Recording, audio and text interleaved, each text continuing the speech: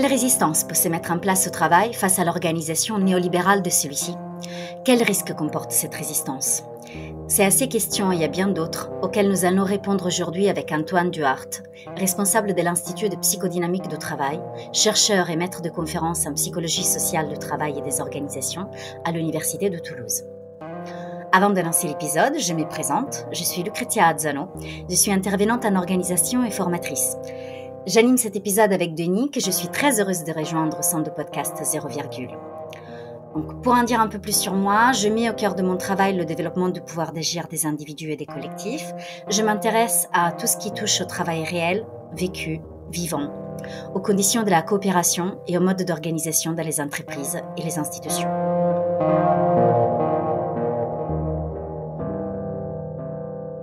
Antoine Duhart, bonjour. Bonjour. Dans vos travaux, le thème de la résistance y est central. Qu'est-ce que vous entendez par résistance ? Ma conception de la résistance, en tout cas la manière dont j'essaye de l'instruire, porte sur une définition assez classique au début, c'est-à-dire que c'est une pratique d'opposition volontaire à quelque chose. Voilà. C'est un point de départ, un parti pris qui engage en fait une lecture de la résistance directement dans sa dimension plus politique. Donc, dans quelle mesure je peux instruire des conduites, des pratiques d'opposition volontaire à quelque chose. Voilà. Et ce quelque chose, c'est l'organisation gestionnaire du travail, ou ce qu'on peut appeler aujourd'hui, je pense, de manière un peu plus précise, l'organisation néolibérale du travail. Donc, quand je m'intéresse à des pratiques d'opposition volontaire à l'organisation, lorsque je parle de résistance, je parle justement d'une pratique d'opposition volontaire à l'organisation néolibérale du travail. Pourquoi c'est important de partir de cette petite définition? C'est que échappe en fait à mon intérêt, j'ai envie de dire, ou à mon analyse, toutes les pratiques qui seraient des pratiques qui viseraient par exemple qui viseraient par exemple à tenir sur la situation de travail. Assez souvent on peut avoir cette idée que résister le travail, c'est résister, par exemple résister à la chaîne de montage.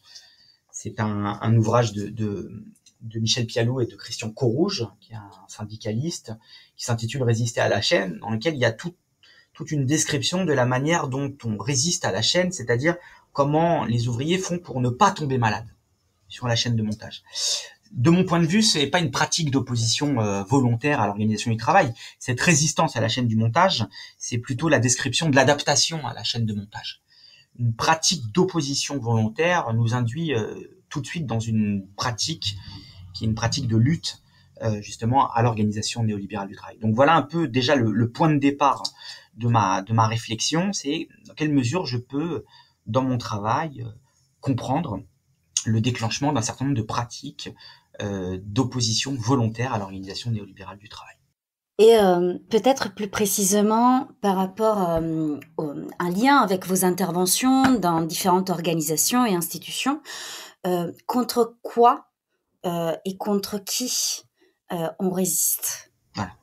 Donc contre quoi luttent les collectifs et les personnes que j'ai pu rencontrer, que je rencontre encore aujourd'hui, et qui, en fait, de mon point de vue, résistent à l'organisation néolibérale du travail. Ils luttent contre, justement, cette organisation du travail qui est caractérisée par 5 dispositifs. Le premier des dispositifs qui continue à se développer aujourd'hui est l'évaluation individualisée de la performance. C'est pas exactement de ça dont on parle. Quand on parle d'évaluation individualisée de la performance, on parle surtout d'une évaluation qui est quantitative du travail. C'est-à-dire, elle est une manière de penser l'évaluation du travail qui n'a recours qu'aux chiffres.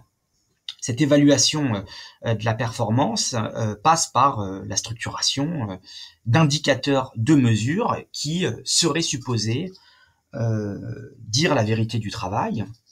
Et cette évaluation quantitative, elle est individualisée Donc, c'est-à-dire qu'on va pouvoir mesurer quantitativement le travail qui a été réalisé, et à partir de là, il y a un certain nombre de pratiques qui permettent de comparer les performances, et cette comparaison des performances va avoir des incidences sur on voit que l'évaluation individualisée de la performance, elle peut avoir des effets dévastateurs dans les collectifs de travail sans qu'il y ait forcément d'augmentation individuelle afférente.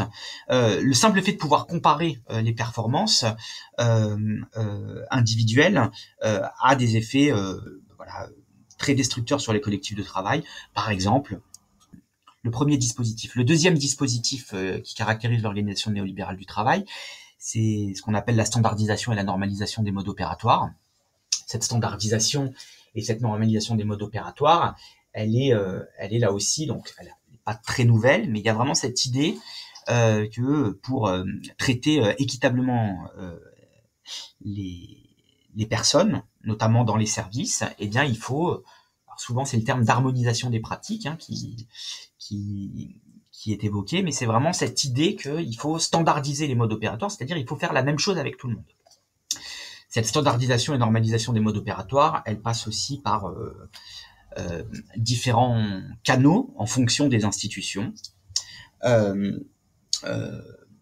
l'hôpital public, la Haute Autorité de Santé est un des maillons essentiels dans la standardisation et la normalisation des modes opératoires, mais c'est ce qu'on retrouve dans toutes les institutions, avec cette idée, vraiment, encore une fois, qu'il faut avoir des standards dans la réalisation des tâches. Et alors tout ça aussi est très offensant pour les gens de métier, notamment les gens qui sont très inscrits dans la relation de service, puisque dans la relation de service, il ne faut pas standardiser les modes opératoires, il faut justement les ajuster à chacun des bénéficiaires. Voilà. Donc ça a aussi des effets très puissants dans la déstructuration des métiers. Le troisième dispositif, c'est les dispositifs dits de qualité totale, que l'on retrouve un peu partout, ou en tout cas cette idée comme ça que il faut instaurer des processus dits de qualité.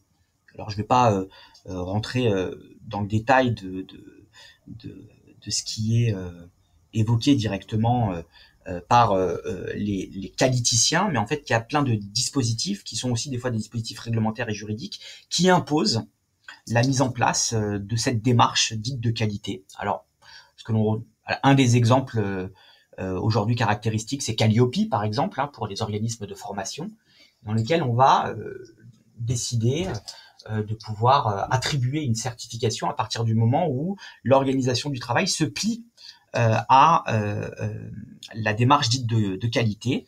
Il y a vraiment cette idée que la qualité des soins, la qualité d'une formation, la qualité d'un service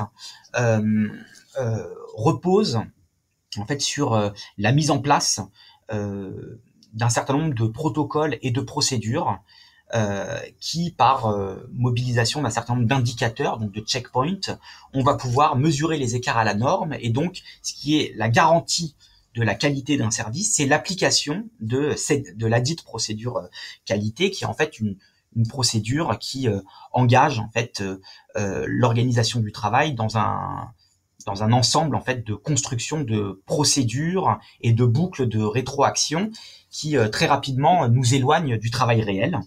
Et il y a vraiment cette idée que ce qui permet de faire un travail de qualité, c'est la mise en place de cette procédure-là.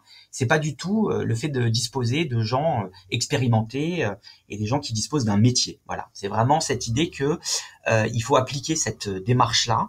Et souvent, les qualiticiens expliquent que cette démarche-là est le processus des processus. Donc, on va là aussi obtenir des formes de standardisation aussi des organisations du travail. Voilà. Donc, la qualité totale. Sauf que la qualité est un leurre, puisque on pense qu'on va justement pouvoir faire progresser la qualité en mettant en place ce type de procédure, alors que généralement, ce qu'on va construire, notamment ensuite, au moment des certifications et des audits de certification, on va plutôt construire un mensonge organisationnel, puisque les gens vont expliquer qu'ils font le travail de cette manière-là, alors qu'en vérité, ils ne font que ajuster l'écart entre le protocole et le réel du travail, quoi. Voilà. Donc c'est un déni du réel du travail, un déni de l'intelligence, et donc assez souvent, ça provoque comme ça ce que François Danielou appelle des usines à mensonges. Voilà. Troisième point. Le quatrième point, c'est quand même le point qui relève de la précarité de l'emploi, c'est-à-dire que c'est un dispositif extrêmement puissant de l'organisation néolibérale du travail, le fait de transformer le code du travail, le précariser. Donc il y a un ensemble comme ça de recherches, notamment sur l'ubérisation du travail, ubérisation qui est quand même un terme voilà, qu'on peut discuter, mais en tout cas tout ce qui relève de l'analyse du capitalisme dit de plateforme, ou en tout cas peut-être plus précisément des plateformes. J'ai 2 collègues à l'Institut de psychodynamie du travail qui viennent de sortir un ouvrage assez remarquable qui s'appelle Plateforme. Donc c'est un ouvrage de Stéphane Lelay et de Fabien Lemosy, qui traite en fait de ce problème-là, donc vraiment la précarité du travail avec la transformation des cadres des institutions du travail. Cette précarité de l'emploi, elle s'assortit justement d'une précarité un peu dans l'organisation du travail, ce que Daniel Linhart va appeler la précarisation subjective du travail, c'est-à-dire qu'il va y avoir aussi dans les dispositifs même de l'organisation du travail des transformations permanentes de l'organisation du travail. Il y a toujours un nouveau schéma directeur opérationnel, il y a toujours un nouveau logiciel, il y a toujours une nouvelle réorganisation du travail, ce qui fait que l'application, la possibilité que se forment des repères collectifs, donc chaînons déterminants dans la structuration de la coopération, est rendue presque impossible par ces transformations constantes de l'organisation du travail. Ensuite, le dernier point, c'est la frappe communicationnelle, ou ce qu'on peut appeler la propagande, c'est-à-dire les directions de la communication aujourd'hui, pour le coup, elles sont très importantes et elles ont comme effet de produire là aussi une distorsion communicationnelle. Et les directions de la communication, elles sont très importantes dans la construction d'une néo-réalité qui permet d'opérer un déni de perception de ce qui se passe vraiment dans l'entreprise. Voilà contre quoi luttent les gens qui résistent à l'organisation néolibérale du travail. Alors si je résume, en fait, on va résister contre cette organisation néolibérale qui peut s'apparenter à, vous avez parlé de propagande, à la précarité, qu'elle soit subjective ou objective, à la standardisation, à l'uniformisation, à l'évaluation individuelle. Est-ce que face à tous ces éléments, il y a un déclic commun qui va lancer la résistance que vous avez pu observer, ou est-ce que ça dépend véritablement d'un contexte et des personnes ? Alors c'est vrai que c'est ça qui est compliqué, c'est que ça dépend beaucoup d'un contexte et de personnes. Malheureusement, donc l'organisation collective, qui permet de s'opposer à l'organisation néolibérale du travail, et plus spécifiquement à quoi il s'oppose. Il s'oppose à 3 des conséquences majeures de l'organisation néolibérale du travail, c'est-à-dire le déni de l'intelligence et du travail vivant, c'est-à-dire que les organisations du travail dénient le fait que les organisations du travail fonctionnent et marchent parce que les gens qui travaillent à l'intérieur mettent leur intelligence et notamment le travail vivant dans l'institution. Il y a un déni par ces dispositifs-là que je viens de décrire. Il y a aussi une déstructuration des collectifs de travail, ça c'est une des conséquences majeures, et l'instauration de la solitude. Et ensuite, comme cette organisation du travail éloigne en fait du rapport aux bénéficiaires des services, ce qu'elle va produire aussi, c'est une élévation du seuil de tolérance à l'injustice sociale, ce qu'on appelle le processus de banalisation du mal ou processus de banalisation de la justice sociale. Donc les gens qui vont s'organiser pour résister à l'organisation néolibérale du travail, ce qu'ils vont faire surtout, c'est qu'ils vont s'organiser pour essayer de faire collectivement un travail honorable, un travail de qualité. Ils vont décider de se mobiliser pour défendre spécifiquement la qualité du travail. C'est que c'est pas défendre l'augmentation des salaires ou défendre la réduction du temps de travail. Non pas que je sois contre l'augmentation des salaires et la réduction du temps de travail, c'est pas le problème, c'est que cette pratique collective, elle va être mobilisée directement donc elle va s'opposer volontairement à ce que je viens de décrire. Pourquoi ? Pour rendre un service de qualité, pour faire un travail qu'ils vont, eux, juger honorable. C'est la construction collective, elle vise le fait de défendre le métier, la qualité du travail, les bénéficiaires, les usagers, les patients, etc. C'est ça, l'action de résistance, elle est là-dessus. On s'organise collectivement pour s'occuper des gens. Comme dans un centre d'accueil et de demandeurs d'asile, collectivement, ce qu'on essaye de faire, c'est de s'occuper des familles. Voilà, c'est la ligne directrice c'est la qualité du travail. C'est la résistance, elle porte là-dessus. Et donc le déclic, il est souvent individuel. Ça, c'est aussi important. Il n'y a pas de sorte d'épiphanie collective comme ça. Ce que je constate beaucoup, c'est que les collectifs dans lesquels j'ai pu voir cette organisation-là, et notamment, peut-être on verra dans le détail, une organisation quand même assez discrète, voire clandestine, de la coopération pour s'occuper des gens. Le point de départ, assez souvent, c'est quand même l'expérience de l'angoisse. Enfin, pour moi, c'est très important, c'est-à-dire que l'angoisse, elle est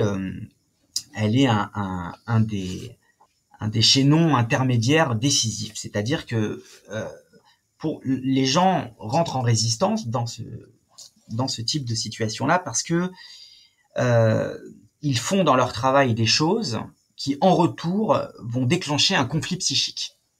Alors, dans ma thèse, notamment, je parle du cas d'un électricien qui ensuite va devenir un Robin des Bois de l'énergie, donc qui va se mobiliser pour notamment rétablir le courant pour les familles qui ne peuvent pas payer leur facture d'électricité. Ce que lui va me raconter, c'est que un jour, il va faire une coupure d'électricité et il va croiser une famille. Il ne sait pas si c'est cette famille à qui il a coupé l'électricité, mais il va croiser cette famille et notamment, il va croiser le regard d'un petit garçon. Et donc, c'est assez bouleversant la manière dont il raconte ça, puisqu'il raconte que le regard de ce petit garçon va le poursuivre, jusque y compris dans son activité onirique, dans ses rêves. Et il va être tourmenté.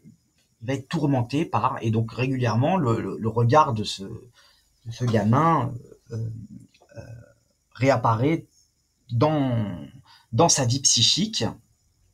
Et donc, il va commencer à être très angoissé, en se disant, mais couper le courant à cette famille-là, c'est pas bien. Voilà, c'est comme ça qu'il va le formuler. C'est vraiment la dimension éthique et morale. Hein. Et donc, lui qui n'était pas du tout issu d'une tradition militante, petit à petit, il va décider de se rapprocher, puisqu'il avait déjà eu écho de certains collègues qui clandestinement rétablissaient le courant, et il va s'engager de ce côté-là. Il va s'engager parce que justement, il n'arrive pas à mettre de côté le conflit psychique. Il est angoissé.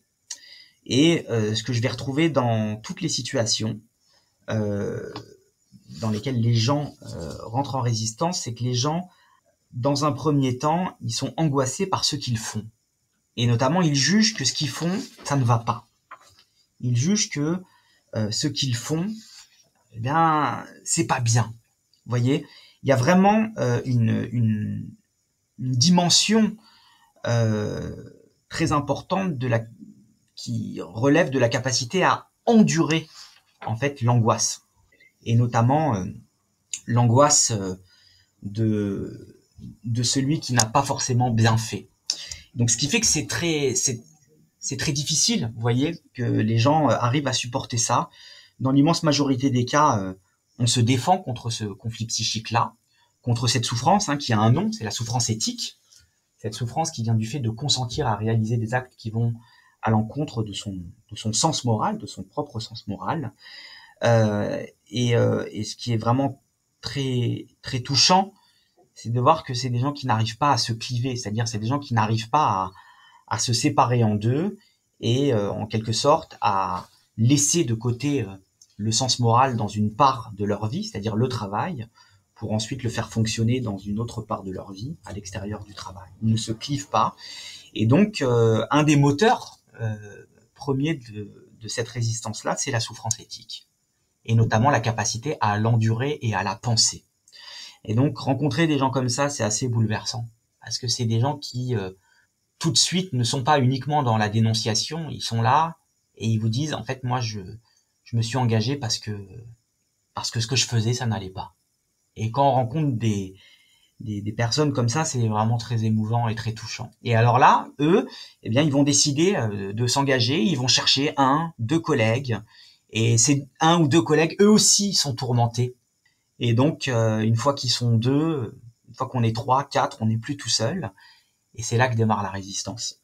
Et une résistance dans laquelle les gens disent l'organisation du travail en fait fait tout pour qu'on maltraite les gens que nous accompagnons, que nous suivons, dont nous devons nous occuper. L'organisation du travail fait tout pour qu'on maltraite la forêt. C'est comme ça qu'on voit ça à l'ONF. Alors là, on voit des forestiers, des forestières qui se mettent ensemble et qui discrètement et clandestinement désobéissent pour s'occuper de la forêt et pour laisser une forêt honorable à nos enfants. Et donc là démarre la coopération, ce que j'appelle la coopération extraordinaire, qui est le terreau de la résistance. Mais dépasser cela pour arriver vraiment au collectif n'est pas si évident que ça. Donc, est-ce que vous avez peut-être d'autres exemples de comment cette coopération s'est mise en place et de comment justement on passe d'une coopération qu'on pourrait peut-être dire classique à ce que vous appelez après une coopération extraordinaire qui me semble dépasser le cadre d'une coopération normale. Tout à fait. Oui. Donc pour moi, c'est extrêmement important de maintenir la dimension individuelle, parce que là aussi, souvent lorsqu'on traite des questions relatives à l'action, on va parler de l'action collective, et là aussi, vous avez passé des grandes questions à la fois de philosophie politique et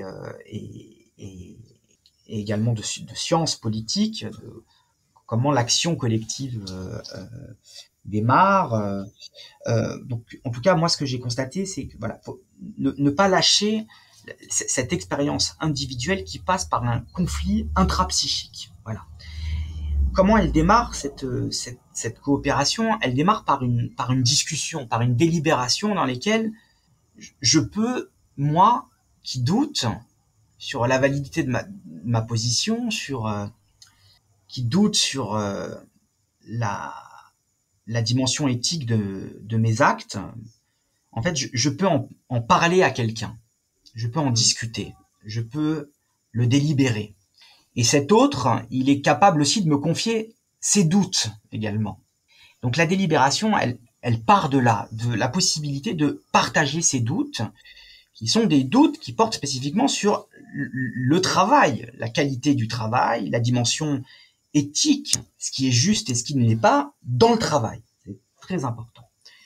À partir du moment où je peux discuter de ça avec quelqu'un, c'est des choses que je rencontre aussi dans différentes institutions. Voilà. J'ai pu rencontrer ça aussi au sein du Pôle emploi.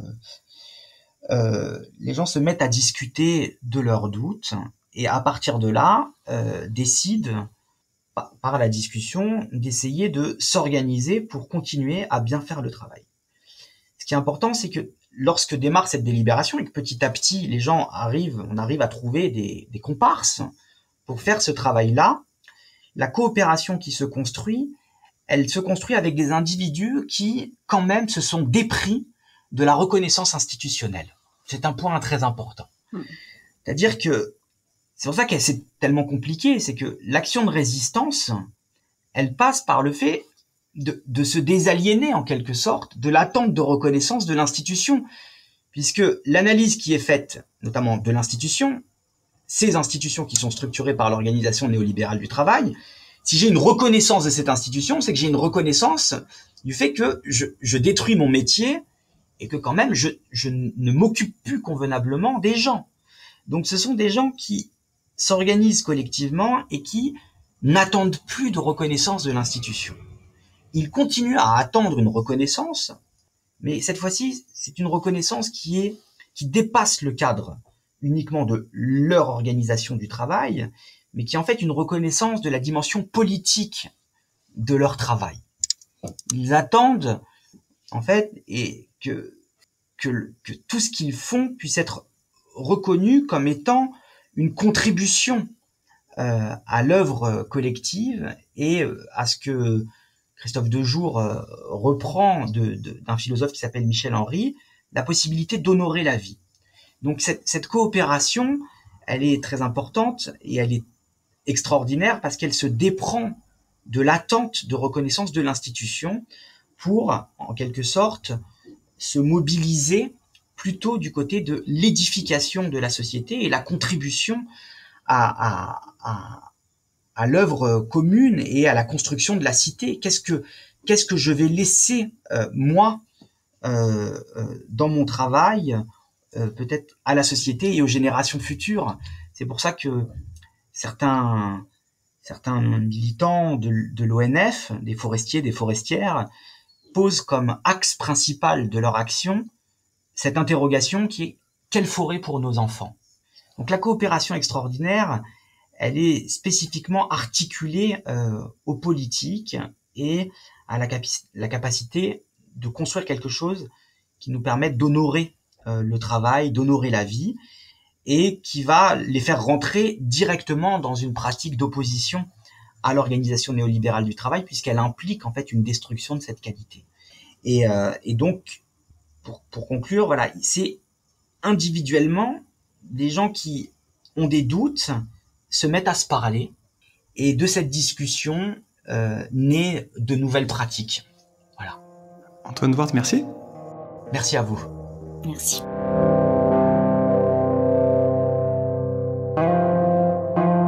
C'est ainsi que se termine notre épisode consacré à la résistance au travail. Si vous souhaitez aller plus loin, je vous invite à lire l'article d'Antoine Douart intitulé « Résistance et travail vivant, les apports de la psychodynamique du travail ». Je vous remercie et je vous dis à très bientôt.